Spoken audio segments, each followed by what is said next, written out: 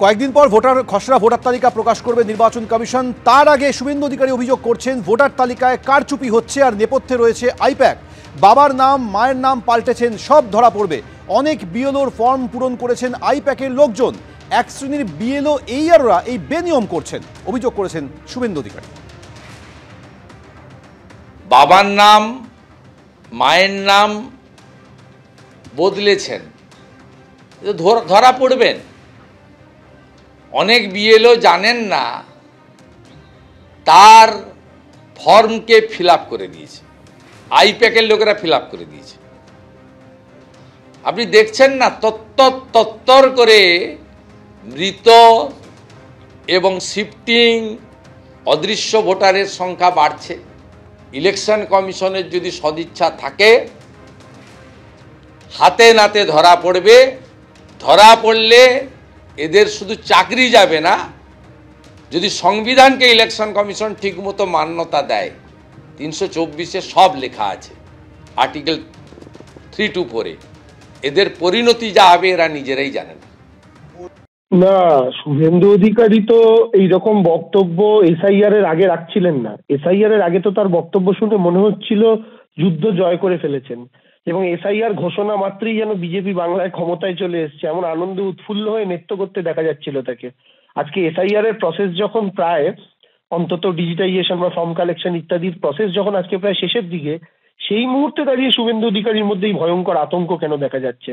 কেন শ্রমিক ভট্টাচার্য থেকে শুরু করে শুভেন্দু অধিকারীদের দেখে মনে হচ্ছে তাদের হাঁটু কাঁপছে? তারা কি বিহারে যে প্ল্যানিংটা এক্সিকিউট করতে পেরেছিলেন বাংলায় পারছেন না? বাংলায় কি গণহারে লোকের নাম বাদ দিতে পারছেন না? নাকি প্ল্যানিং অনুযায়ী কাজ হচ্ছে না? নাকি বেছে বেছে যে বিরোধী ভোটারদের বাঙালিদের বাদ দেওয়ার কথা ভেবেছিলেন তৃণমূল কংগ্রেসের সৈনিকরা ক্যাম্প করে রাস্তায় থেকে সেই ব্যাপারটাকে আটকে দিতে সক্ষম হয়েছে? আর আইপ্যাকের নাম শুনলে শুভেন্দুবাবু এত ঘাবড়ে যান কেন? এই আইপ্যাকই তো 2014 সালে নরেন্দ্র মোদীর হয়ে কাজ করেছিল। আজ কোচবিহারে প্রশাসনিক সভা থেকে নির্বাচন কমিশনকে আক্রমণ করেছেন মুখ্যমন্ত্রী মমতা বন্দ্যোপাধ্যায়। তিনি বলছেন যে পরিকল্পনা ছাড়াই রাজ্যে এসআইআর এর প্রক্রিয়া চলছে। গণতন্ত্র একপক্ষ হলে তাকে স্বৈরাচারী বলে। কি কারণে 2 মাসের মধ্যে এসআইআর এর ডেডলাইন? এজেন্সি পক্ষপাতী হলে কিভাবে বিচার হবে? নির্বাচন কমিশন পক্ষপাতী হলে কিভাবে চলবে? এইভাবেই আক্রমণ মমতা বন্দ্যোপাধ্যায়ের। শুনুন। ইলেকশন নোটিফিকেশন হওয়ার পরে ইলেকশন কমিশনের দায়িত্বে থাকে যতদিন ইলেকশনটা কমপ্লিট না হচ্ছে। বাদবাকি তাদের তো কোনো দায়িত্ব নেই। ভোটার লিস্ট হচ্ছে মানে কি সব কিছু বন্ধ? আর 2 মাসের মধ্যে করতে হবে কেন তাড়াহুড়ো করে? আগেরবারে তো 2 বছর লেগেছিল।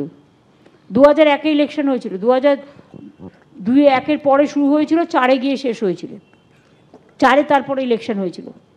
হঠাৎ কিসের এত পেটের ক্ষুধা যে 2 মাসের মধ্যে সব করতে হবে? কারণ সবার নাগরিকদের ভোট কেটে দিতে হবে, আর ভোট কেটে ডাবল ইঞ্জিন সরকারকে জেতাতে হবে। এটাই কি লক্ষ্য? আমি ভেবে পাই না। একটা কমিশন যদি একপক্ষ হয়ে যায় তাহলে মানুষ বিচার পাবে কোথায়? গণতন্ত্র যদি একপক্ষ হয়ে যায় সেটাকে গণতন্ত্র বলে না, স্বৈরতন্ত্র বলে। এজেন্সি যদি একতরফা হয়ে যায় তাহলে সেটাকে এজেন্সি বলে না,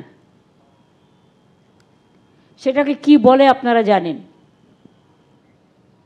রেস্টোরেশন অফ ডেমোক্রেসি স্লোগান দেওয়া মমতা বন্দ্যোপাধ্যায় পশ্চিমবঙ্গের সমস্ত গণতান্ত্রিক ব্যবস্থাকে ধ্বংস করেছেন, এটা মানুষেরই উপলব্ধি। নির্বাচনটা তৃণমূল কংগ্রেসের কাছে কোনো চয়েস নয়, কম্পালশন, বাধ্যবাধকতা।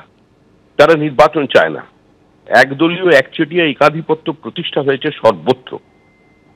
সাংবিধানিক সংস্থার উপরে এই আক্রমণ সারা ভারতবর্ষের মানুষ দেখছে। আসলে মুখ্যমন্ত্রীর একমাত্র লক্ষ্য হচ্ছে বাংলাদেশি অনুপ্রবেশকারী রোহিঙ্গা মৃত ভোটার ভুয়ো ভোটারদের নাম রেখে এই শুদ্ধিকরণ প্রক্রিয়াকে আটকে দেওয়া। এটা পশ্চিমবঙ্গের মানুষ বোঝে। সুতরাং মানুষই শেষ কথা বলবে। তারা মুখ্যমন্ত্রীর কথাও শুনছেন, আমাদের কথাও শুনছেন, এবং নির্বাচন কমিশন যেটা করছে সেটাও তারা দেখছেন। তারা তাদের জীবন দিয়ে, উপলব্ধি দিয়ে সেটাকে বিচার করবেন এবং তারপরে তাদের রায় তারা জানিয়ে দেবেন। এই নির্বাচন কমিশন তার নির্বাচনী নিয়ম কানুন, ভোটার লিস্ট যাই হোক তৈরি করতে সব জায়গায় সমানভাবে তারা মনোযোগী ছিল না। তাই ডুপ্লিকেশন অর্থাৎ একটাল ব্যক্তি যদি 2 জায়গায় নাম থাকে, তো সে তার জন্য একটা সফটওয়্যার তৈরি করেছিল নির্বাচন কমিশন নিজে। আজকে যে নির্বাচন কমিশন তারা গত 2 বছর ধরে সেই সফটওয়্যারটাকে বন্ধ করে রেখে দিয়েছিল। অর্থাৎ একটা ভোটার 5 জায়গায় ভোটার হতে পারবে সেটাকে ঠেকানোর জন্য যে সফটওয়্যার সেটাকে তারা বন্ধ করে রেখেছিল। তাই এই নির্বাচন কমিশনের নিরপেক্ষতা নিয়ে আমাদের প্রচুর প্রশ্ন আছে। পশ্চিমবঙ্গে কি ভোট হয় আমরা জানি, সেই আশঙ্কা থেকেই বলছে কথা যে পশ্চিমবঙ্গে ভোটার লিস্টে তৃণমূল পার্টির পক্ষ থেকে ভুয়া ভোটার লিস্টের কারচুপি এখন থেকে চালু হয়ে গেছে। এবিপি আনন্দ, এগিয়ে থাকে, এগিয়ে রাখে।